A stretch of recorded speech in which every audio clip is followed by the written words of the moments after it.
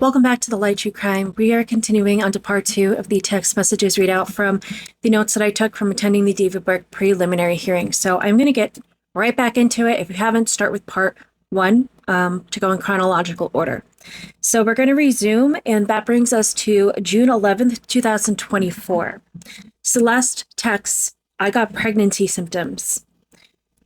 I don't like this. So saying like, I don't like this.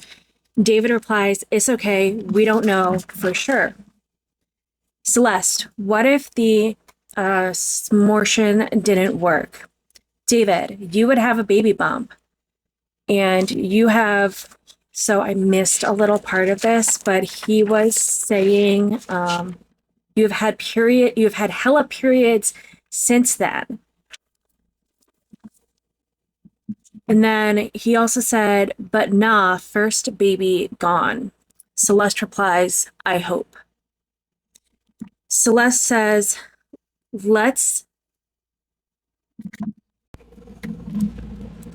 David then texts, let's let this abortion be the last one till we have the real deal. If we end up having twins, cool, because we wanted 2 kids. Anything more, adoption. And I'm just going to stop for a moment. So this is where, when you say something like this, let's have this be the last one till the real deal. This is where we're like, so is that verifying that there was more than one that happened? That's where that's coming from, right? They're not specifying it. We're not getting a date or anything, but that is contextually where that reporting comes from. Going right back into the text messages. Celeste's message, what if the same gender? David, damn, I ain't think about that. We have a clear vision of how we want to build the fam, right? Let's stick to it. Celeste messages back with something that we cannot see. It is either some kind of object, so a GIF or an emoji, something like that. David responds, I don't want your PUSSY, so her lower half, getting crazy loose. So, and I missed a little part of that, but basically he was saying that he did not want her having so many babies that it would make her loose in that area. He's saying this again to a 13-year-old child. 13-year-old child. On June 13th, 2024 at 9:12 a.m., David texts, and I also got another business credit card approved for you to use. All tax write-offs, clothes, shoes, whatever, in LA. Celeste replies with this emoji kind of went through, but when you go to the bathroom and you have the male or female symbol, she sent the female symbol and she put jewelry, smiley face. David says, I just want no posters and you to be able to get on planes. I'm able to pay you and get a credit card now, so don't have to worry about money part of OA, meaning Operation Awesome. I'm going to stop right there for a moment and again go into context of those messages. When he says, I just want no posters, the posters is referring to the missing person posters of Celeste. And, this is something also that brought up questions about he got her a credit card approved for her to use. Is that connected to the business, to Interscope, to Mogul Vision? I'm not saying that that is. That's just the questions that pops up of what credit card was she given to use to make purchases. And the way he said, I'm able to pay you and get a CC now. So those are 2 different statements, right? So how was he paying her? I mean, crazy. Again, 13-year-old. Okay, we're going to go right back into the text messages. On June 14th at 10:41 p.m., Celeste messages, Plan B picture might look cute in there, though. David, send to me. Oh my god, dude, our first Plan B video is effing gone. I'm so mad. Celeste, for real? David, unless you have somewhere. Celeste, no. And then she sends a bunch of objects that we can't see. So either emojis or some type of photo or a GIF. She says, should I add one of these into post? David says it's between this, and this, because Lana in the background too. I just put a note on the side of who's Lana. Just thought that's something that I wanted to look into if that was mentioned before. Who's Lana that was in the background?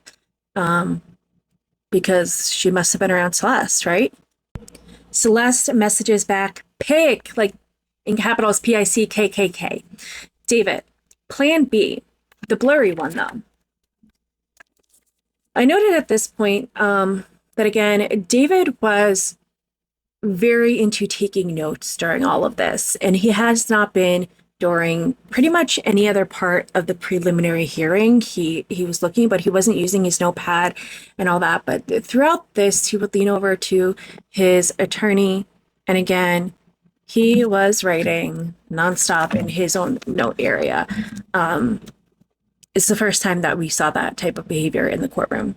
David messages, I want to post, I was so like SH or SB something, and post about you. Type out or type something like vibe. Again, that part I missed a little bit. I'm going to always tell you when I miss a little bit of part of a message that it's not fully clear. You know, we'll see when the transcript comes out. And she replies, you can't see my hair there. It's red. Not Vincent or Val thinking I got straight hair or red. David says, surely they remember your hands, though. You have distinct hands. The context for this is that she was worried about a post they were going to do and being recognized due to her hair because, as we said, she is a missing child at this point. On June 15th, 2024, Celeste messages, I miss effing. David says, I know. Now that I think about it, we got really good at sex, though.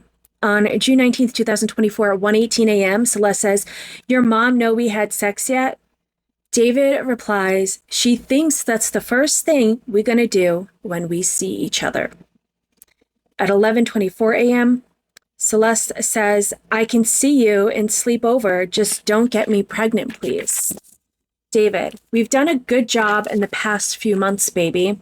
Only time was because of effed up condom in December. On June 23rd, 2024, at 10:59 p.m., David sends a message saying, rate sex today out of 10. Celeste replies with an object that we cannot see. She says, I love you more.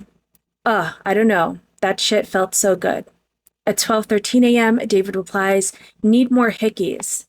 Celeste says, my TITTYS is sore and my PUSSY. David says, let me know if I'm ever too rough, baby. Celeste says, you're not, but it's sore. Prosecution makes a note to remind everyone again that Celeste is 13 at the time of these conversations. At this point in prosecution, the detective also wanted to note that on June 24th, 2024, there's messages that line up with numerous CSAM photos of them with being in the bed with David behind Celeste in a schmexual manner.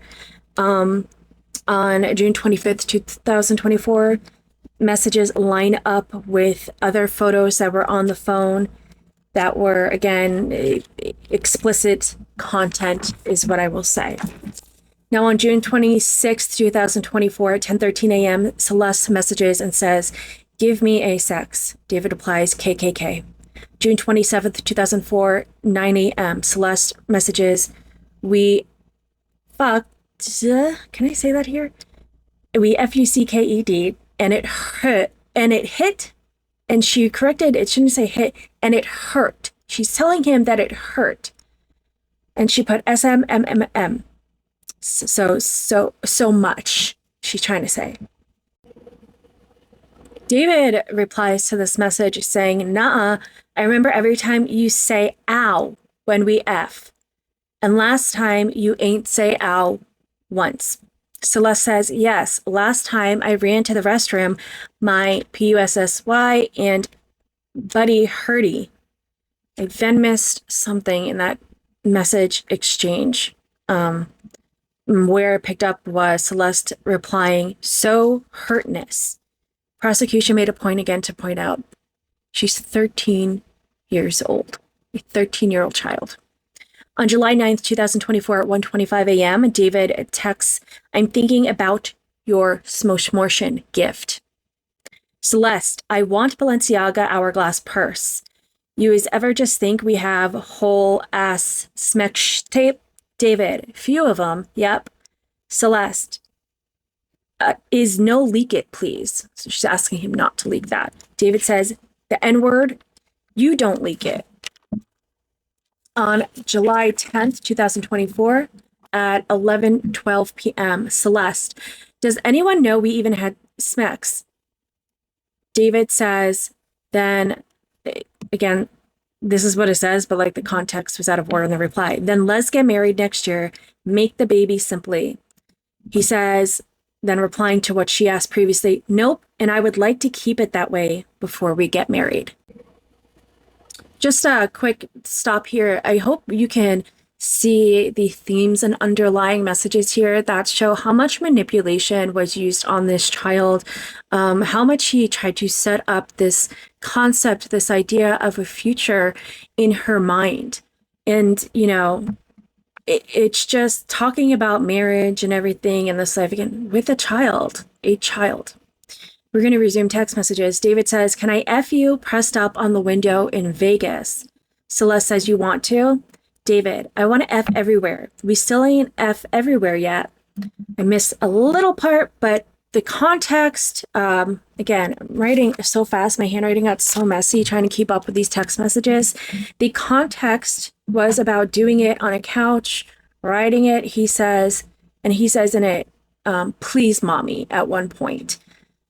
David says, back to what I was able to get down, I just need my face between your thighs. Celeste says, you are always between my legs in general. Moving on, the detective notes and prosecution that Celeste stayed with an aunt in LA County around the time of these next messages. Now, this next part was also a very long text. It was on August 22nd, 2004, and I could not get all of it. It was a whole massive paragraph, but I wrote down what it was trying to say, okay? It was saying that David was messaging Celeste, and he was saying in this massive paragraph that she is enough for him, and talking about how she only would come to the house past 11 p.m. before, and how he wanted real dates, places, how he doesn't need friends. He said, I tell you, you're everything for me, and I mean that. He was bringing up why she constantly complains about people in her life, saying that, like, I think the complaint that he was contextualizing was about, like, you know, missing people or not having the friends in her life that she used to have. And again, this is a pattern when you have somebody like this that victimizes children, is also removing them from friends and family. Okay, so when they're talking about that here, that's where you see that part of it. So he went on to say within this long paragraph, like, don't get too close to males and don't think about prior things.